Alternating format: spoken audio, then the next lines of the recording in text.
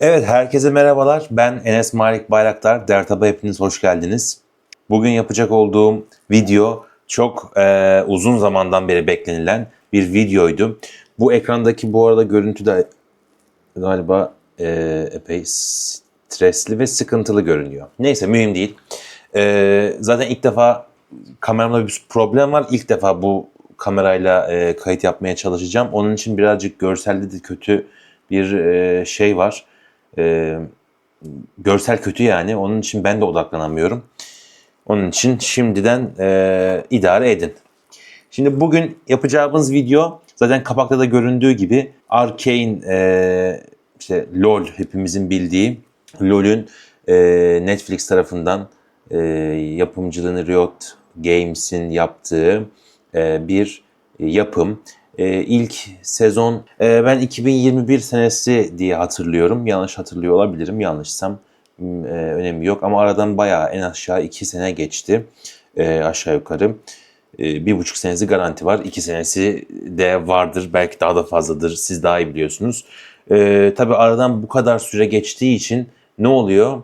Yani bir problem cereyan ediyor. Nasıl bir problem?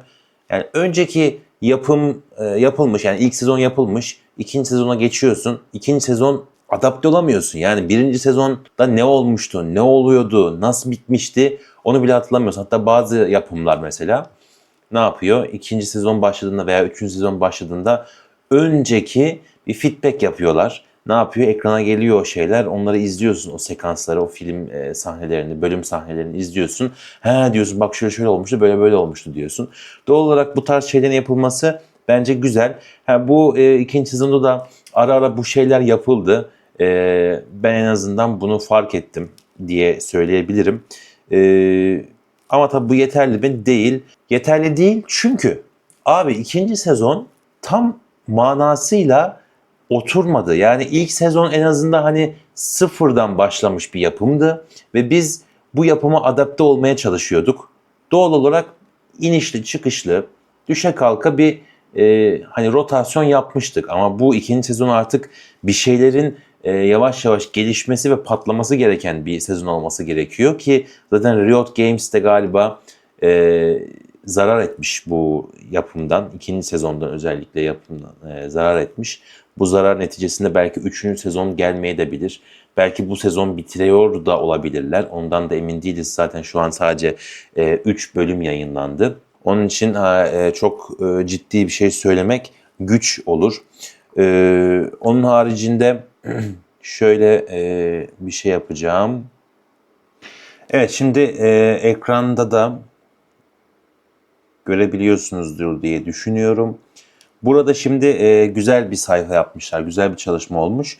Burada şimdi yapımın genel hatlarıyla ne olduğunu, hani şimdi şöyle biz benim gibi olanlar mesela uzun yıllardan beri ki 2009'a dayanıyor. Ben o kadar eski bir oyuncu geçmişim yok ama çoğu oynayıcı, oyun gamer 2009 yılından bu yana bu oyunu oynuyor. Haliyle geçmişe daha fazla.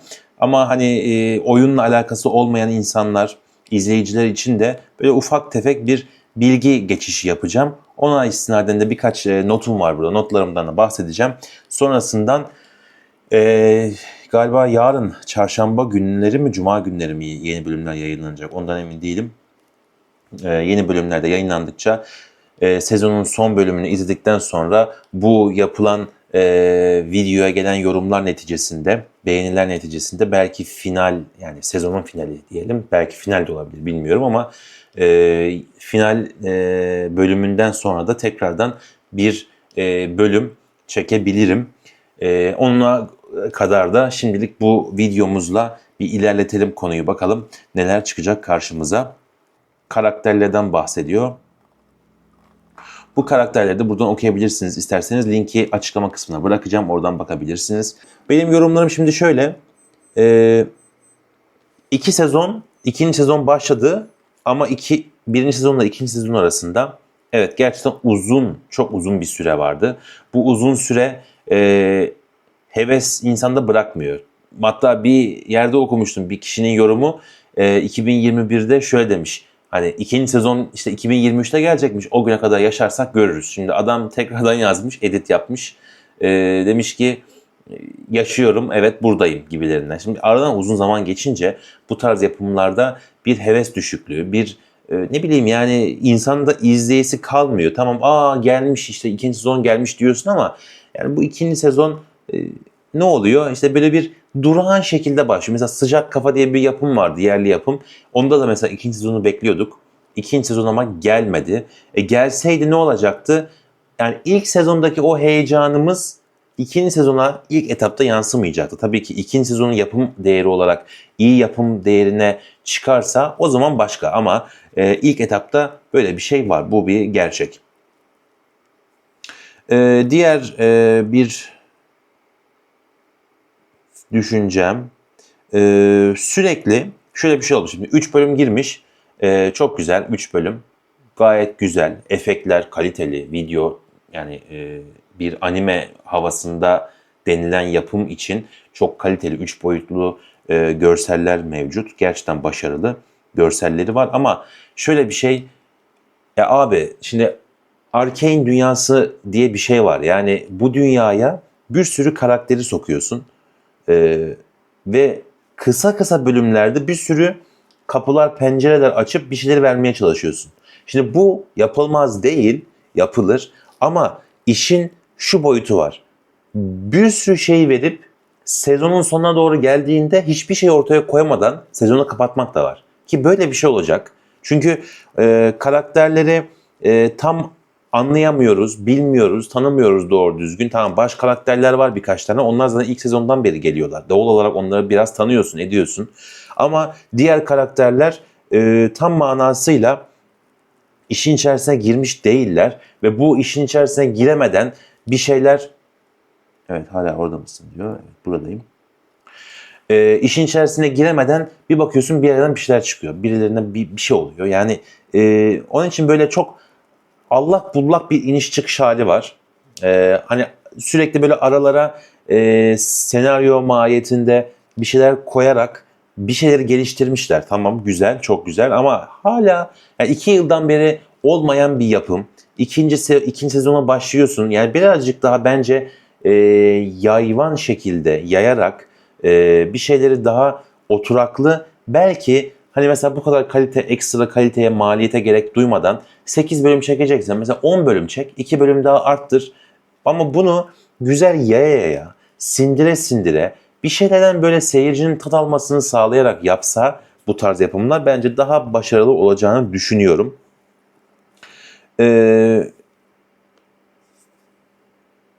Dediğim gibi bir yerde bir haberde okudum. Riot zarar etmiş diye duydum. 3. sezonun gelmeme ihtimalini var olarak görüyorlar. Intro müzikleri başarılıydı diye not almışım. Ya başarılıydı aslında bu çok da hani ho ho ho gibi bir durum değil. Tamam yerli yerindeydi gayet güzeldi. Bu tarz yapımlarda zaten bazı şeyler vardır. Hani kült olacak ya artık bu yapım.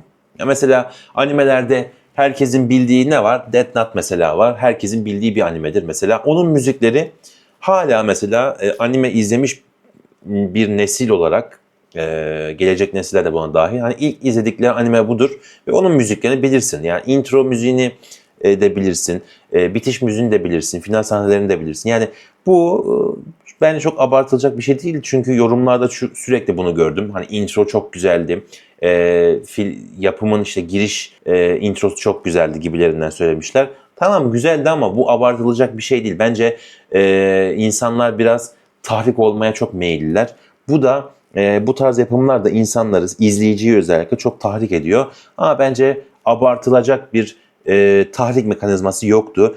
Tahrik olacaksak bence bu yapım içerisinde dediğim gibi karakterleri daha sindirerek oyuna dahil edilmesi ve oyuna dahil edilirken de hızlı reaksiyonla güzel neticelere girmesi, gelişmeye hızlı geçmesi gerekiyordu. Bence bu her karakter için değil doğru ama çoğunluk şu an için bir anda giriyor ve ne olduğunu anlamadan, tam manasıyla ne olduğunu anlamadan bir şeyler olup bitiyor. Bakalım ilerleyen bölümlerde neler olacak, neler ilerleyecek göreceğiz. Kaç bölüm olur artık bilmiyorum. 8 bölüm mü olur, 10 bölüm mü olur? Bunu zaman gösterecek. Belki de yayınlanmıştır kaç bölüm olacağı. Ben bakmadım işin açıkçası, yalan olmasın. Siz ne düşünüyorsunuz? Yorumlarınızı lütfen yazın. Birlikte videoyu, yapımı değerlendirelim. En azından sezon finali veya normal final vaktine kadar karşılıklı bir etkileşim olsun. İsterseniz yorum yapın, istemezseniz de yorum yapın. Beğeni yapmayı unutmayın. Hep söylüyoruz, Tugay söylüyor, ben de artık söylüyorum. Bir aksiyon belirtin abi ya. Bir aksiyon belirtin. Yani yapın abi, bir beğeni atın, bir dislike atın, yani yorum yapın. Yani ne bileyim, bir emoji atın, bir şey atın. Maksat yayınlarımıza bir destek olun diyeyim. Beni dinlediğiniz için teşekkür ederim. Kendinize iyi bakın. Bir sonraki yayında, bir sonraki videomuzda görüşmek üzere. Kendinize iyi bakın. Hoşça kalın.